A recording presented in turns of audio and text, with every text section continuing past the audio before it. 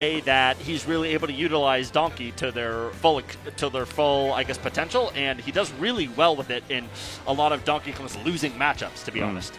So I had a little talk with Mito before the game started, and I asked him about what he thought about playing against, Japan's best Lil Mac, and he said the moment he throws out his secondary, I am finished, because Tarakatori not only has a Lil Mac, but he does have a secondary Pyramithra that comes out clutch in quite a few situations. So we'll see how this set ends up going. A very, very hefty F smash to start everything off. 2, as a matter of fact. 94%. And a side B. And it is already looking, he still has his jump. But he's, oh my, okay. Okay, and that's a wrap. 20 seconds and a stock has already been depleted. Not even depleted, like destroyed. Yeah, that was just stock has been obliterated. That was just utter destruction for the most part. I mean, it's really going to rely on Mito come on to, I don't want to say cheese, but to get those early stocks. It's cheese, bro. It's cheese. It is cheese.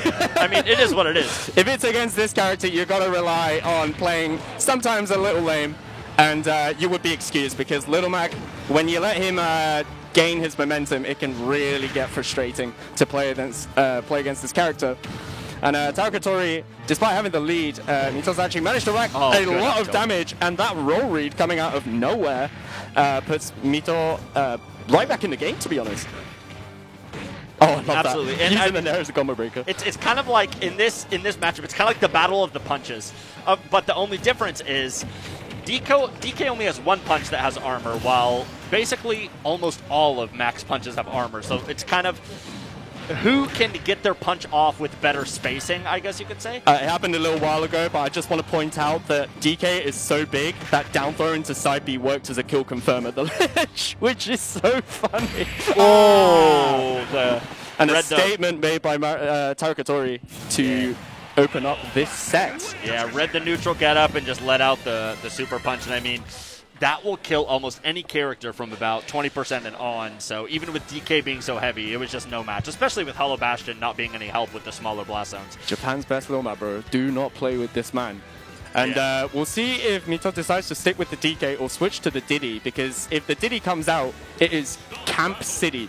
Absolutely. That's about to happen. But I don't know. You might stick with DK for the fans. I'm not gonna lie. There it is. There's the only thing I am concerned about with him going Diddy is Diddy obviously heavily relies on being able to pull banana, and he switched to a secondary as well. So okay. The Pyramithra's out. Yeah. And I'm not surprised. I think Tarakatori was just a little worried about the DK continuing to potentially trouble him, especially with how good DK is against Little Mac in that specific matchup.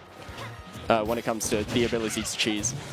Absolutely. So, not surprised that Tarakatori switched even after winning the first game. And all of a sudden... that was kind of a missed opportunity. He might actually regret switching characters here, because Mito's in a bit of a lead at the moment. Tarakatori's still trying to find his footing. Mito... Neutral being the other way.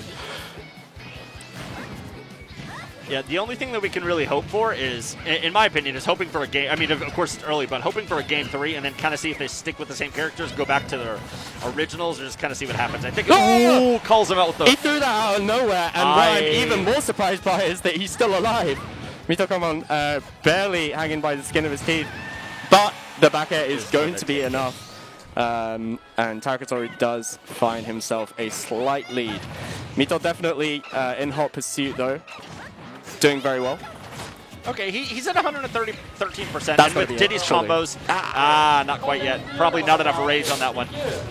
But Diddy definitely has the potential to rack. If Mito's able to get this stock quickly, Diddy definitely has the combo potential to rack up the percent needed to kind of even the game up, but it's a matter of getting the first stock. It almost seems like he shook, maybe from that forward. Oh, that is horrible. The max rage coming in clutch for Tarakatori. Mito just not being able to take these stocks off. And this is, I think, what DK could have actually been able to do.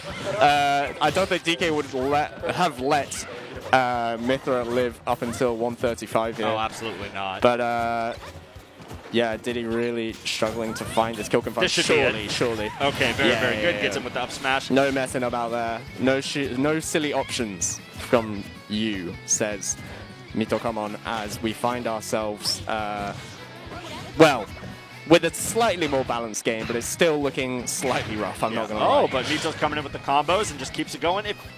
If he is able to get a down air, okay, no, he's not. Never mind. I lied.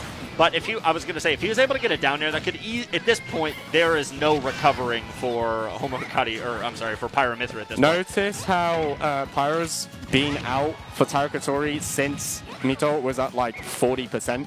I didn't notice that. Good point. Yeah, not only is that obviously shows that Tarukatori wants to kill him very quickly, but I think I've always said this about Pyra/Mythra, but there's also quite a bit of a mental game when it comes to switching between Mythra and Pyra.